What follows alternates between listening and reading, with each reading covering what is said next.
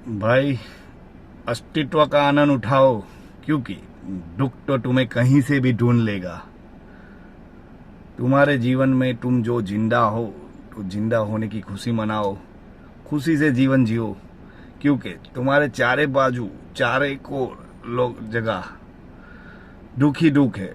और तुम ये दुख में पड़ोगे तो तुम दुखी ही होगे। तो दुख से दुखी नहीं होना है, दुख से परे होना है। दुख तो चारेबाज रहेगा ही। और दुख क्या होता है, हमारे हिसाब से कोई चीज़ चलती है तो हम खुश हो जाते हैं, वो सुख है हमारे लिए। और हमारे हिसाब से कोई चीज़ नहीं चलती तो हम दुखी हो जाते हैं। हर एक चीज़ अपने हिसाब से चलेगी, कभी भी कोई भी चीज़ पॉजिटिव ही नहीं रहेगी। आप कोई भी एफर्ट करोगे उसके दो रिजल्ट ही होते हैं, या तो सक्सेस या तो फेलियर।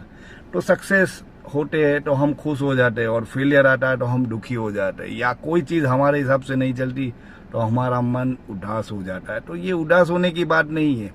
ये जीवन में हमें फेलियर आता है तो हमें कुछ सीखने की ज़रूरत है। ऊपर वाला भी आपको और कुछ सिखाना चाहता है और कुछ बेटर देना चाहता है, इसलिए आपके जीवन में ये फेलियर या दुख या ऐसी परिस्थितियाँ आती है। तो उसे नाराज या निराश होने की ज़रूरत नहीं है।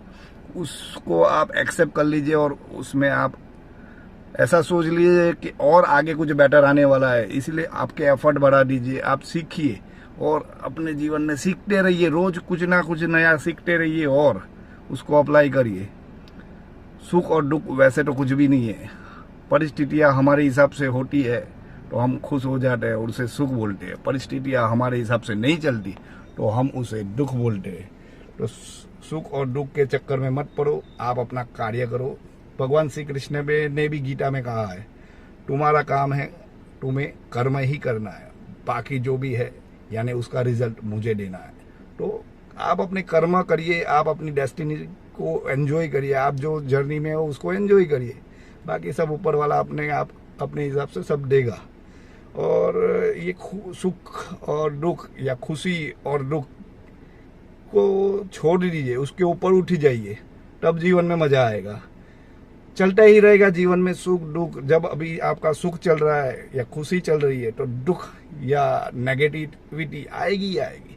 तो उसे एक्सेप्ट कर लीजिए और जीवन में आगे बढ़ते जाइए, बढ़ते जाइए।